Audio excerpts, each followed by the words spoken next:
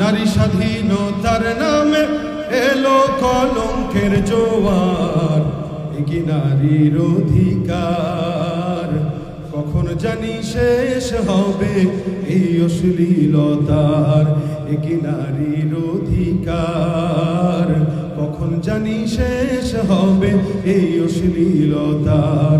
Ward commissioner থেকে union পরিষদে ক্রমান্বয়ে দেখো রে ভাই একেবারে সংসদে, ওয়ার্ড কমিশনার থেকে ইউনিয়ন পরিষদে ক্রমান্বয়ে দেখো রে ভাই একেবারে সংসদে।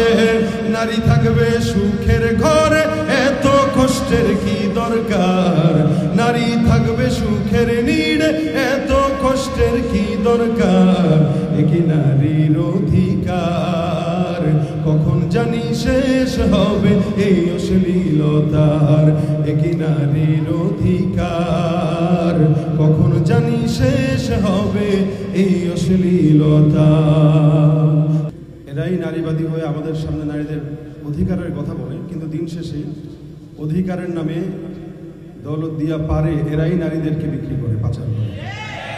অথচ ইসলাম স্পষ্ট যেই স্বাধীনতাগুলো দিয়েছে এই স্বাধীনতাগুলোর কথা যদি তারা বলতো, তাহলে বাংলাদেশের প্রত্যেকটা নারী শান্তিতে থাকতো, স্বাধীনতা নিয়ে থাকতো, এবং এই বাংলাদেশে কোনো ধর্ষণের শিকার অন্তত কোনো নারী হতো না।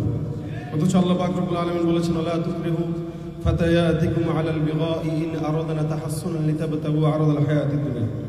তোমরা ধন সম্পদের লোভে পড়ে যে সমস্ত মানুষ যুবতীদেরকে ব্যভিচারে লিপ্ত করে, এদের ব্যাপারে আল্লাহ পাক রব্বুল আলামিন কথা বলেছেন তারা যেন এটা না করে, এটা অত্যন্ত খারাপ। আজকে আমরা সংসদ থেকে বাজার পর্যন্ত সব জায়গায় নারীদেরকেই দেখি যারা অধিকারের নাম দিয়ে বেহায়াপনা অশ্লীলতার দিকেই আমাদের যুব সমাজদেরকে ধ্বংসের দিকে ঠেলে দিচ্ছে।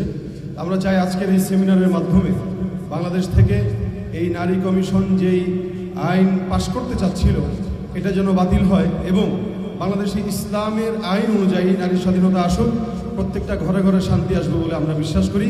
ইনশাআল্লাহ আমরা জাতীয় ওলামা মাশায়েখ আইম্মা পরিষদের পক্ষ থেকে এই বাংলাদেশে কোনো প্রকার ইসলাম বিরোধী আইন পাশ করতে দিব না ইনশাআল্লাহ। জোরে ইনশাআল্লাহ।